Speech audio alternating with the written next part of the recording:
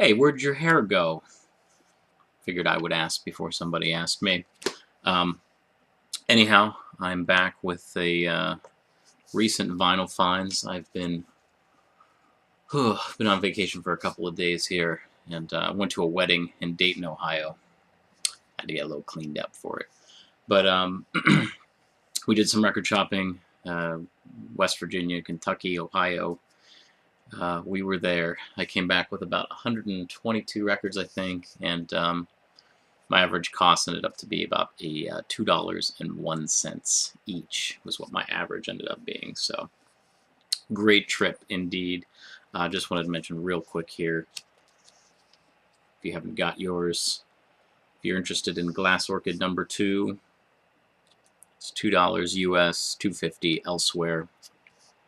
If you live outside of the United States, it'll be that. So shoot me a message if you'd like a copy, and I will put it in the mail for you. So remember all the goodies that are in there. Fantastic stuff. Okay, so the first, kind of really the only record store that we went to on the trip was a place in Dayton, Ohio called Omega Records, or Omega Music, I think is what it's called. Really great place. Really, with everything that we have here, I kind of only looked at the folk stuff and A through F, and we had to basically get out of there before I spent all my money. But I did drop off some glass orchids there. I don't know if they're passing them out or not. They've just thrown them away when I left. I don't know. So if you're in that area, they may have some. Or hey, ask for it by name. But what I wanted to show you, I got about 14 records there. So I'll show you what I got. So the first one here, and this is just some amazing Sike stuff, by the way. This one is Terrence Boylan. This is Alias Boona, which you Steely Dan fans out there. This has two names you will probably know, Walter Becker and Don Fagen. Of course, they went on to be in Steely Dan. They're sort of session musicians on this. Terrence Boylan was actually in the Apple Tree Theater, which is another great group. But this is mostly, actually it looks like he goes by John Boylan on here. So, or maybe that's somebody else doing the liner notes. I'm not too sure. But anyhow, yeah, it's Terry Boylan. That must be somebody else. Sorry. Anyhow, it has some great covers on it. Subterranean Homesick Blues, which apparently, according to Endless Trip, was one of Dylan's favorite versions of the song. But it's mostly sort of like, country kind of Sike sort of stuff. Mostly on the country rock sort of side. Really, really, really good stuff. I'm a big fan of this. So it's great. This is on Verve Forecast, which I'm just picking up some great albums that are on it. I got two here from Pentangle. This is Pentangling, which is sort of a greatest hits. It's a UK transatlantic copy. I'm really excited to find this. Also got the Pentangle history book, which is again sort of a greatest hits, kind of the early years kind of thing. I think this one came out first, I believe, and then this one came out in 72 and 73, I believe is how these came out. Here's a pretty awesome one. I've seen this around for a lot of scratch. This was so cheap. Blues and Magoos, Never Going Back to Georgia. I believe this is their third and final album. It was released, I believe, on ABC Records. Their other ones, of course, were on Mercury. Psychedelic Lollipop and Electric Comic Book. So really cool there. Here's one by the group called The Ship, which was sort of a one-off album. This is on Elektra, kind of like a Crosby, Stills, Nash & Young kind of thing.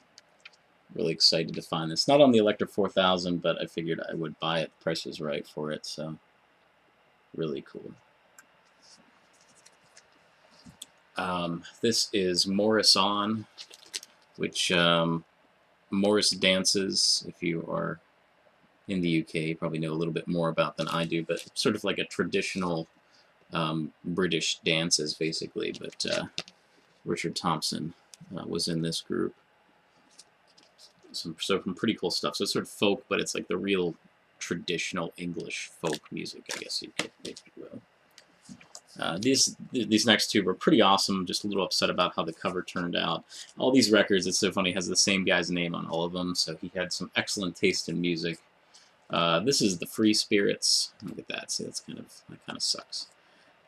This came out. This is on ABC Records. I believe this came out in 1967. Sort of a kind of, you know, has that mod plus sort of psychedelic kind of sound to it, sort of a in-between kind of thing. Not bad. I enjoy it. I think it's pretty good.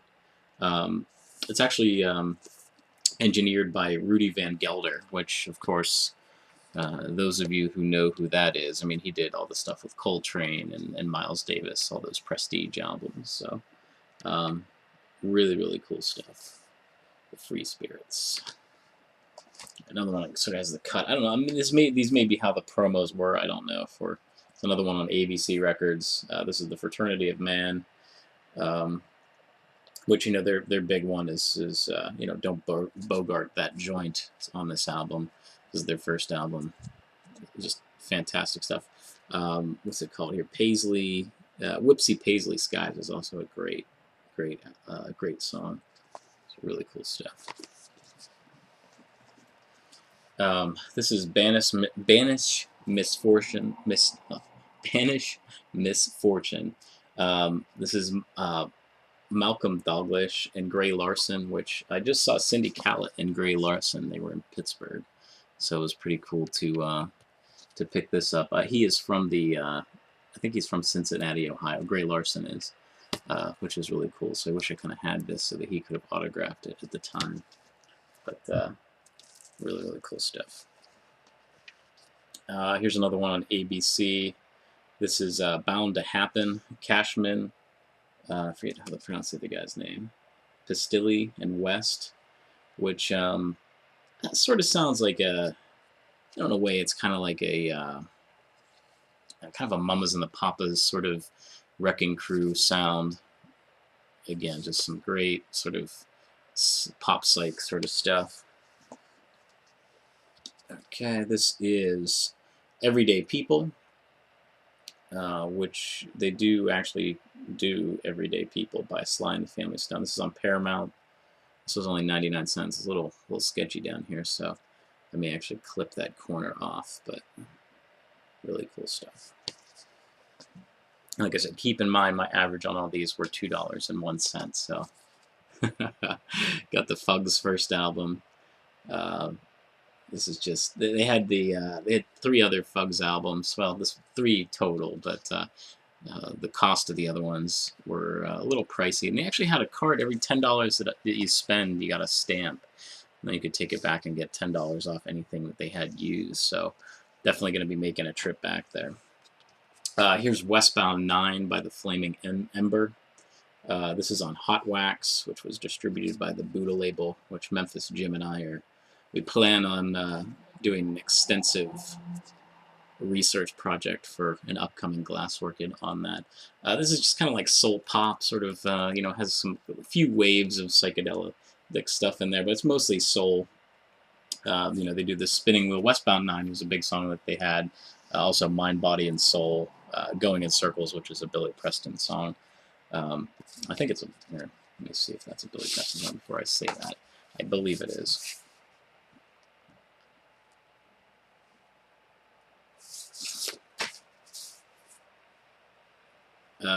No, it's not. Sorry. Take that back. I'm not going to do this video again.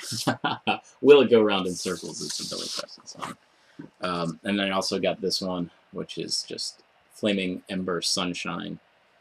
So again, just great psych stuff. Psych soul pop kind of thing to them. So there you have it.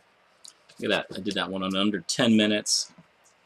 So I still have quite a few records to go through, so I'm just sort of relaxing, listening to it, and putting together the next Glass Orchid. So until then, we'll see you down the trail.